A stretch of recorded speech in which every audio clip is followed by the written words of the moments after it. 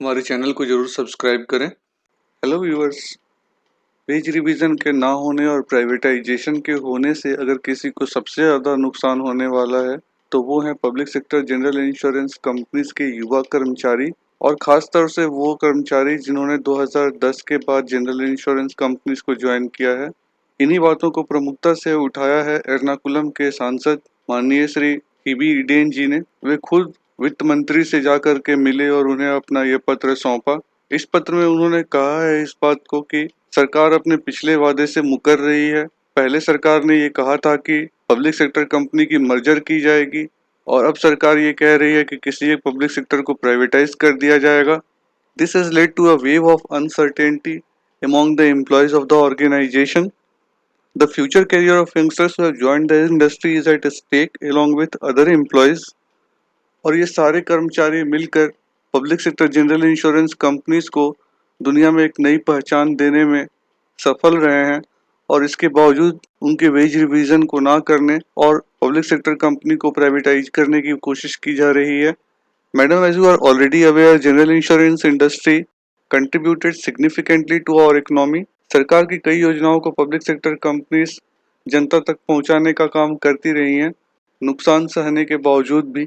They underwrite not only the most dangerous risk but also maintain mandatory pools, जो regulator के द्वारा mandatory pools बनाए गए हैं लार्जर रिस्क को अंडरराइट करने के लिए, उसको भी पब्लिक सेक्टर कंपनीज मिल करके चलाती हैं। उन्होंने इसी एक तरह की पूल का नाम लिया है जो सिविल न्यूक्लियर लायबिलिटी पूल है।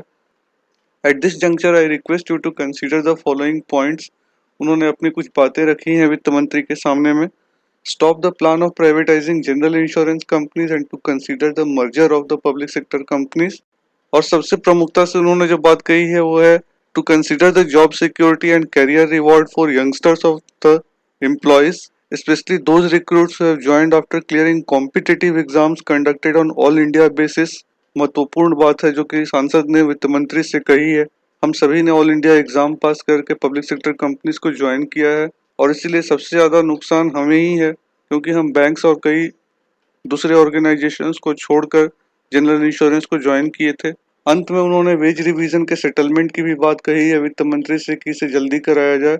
आप सभी से प्रार्थना है कि जेएफटीयू के एक्शन प्लान को जरूर ज्वाइन करें। इस पत्र के जवाब में सरकार की तरफ से अभी तक किसी भी प्रकार का पक्ष नहीं रखा गया है, लेकिन हमारा ये मानना है कि इतने प्रयासों के बाद वित्त मंत्री को अपना पक्ष जरूर स्पष्ट करना चाहिए। Thanks for watching and please subscribe to our channel.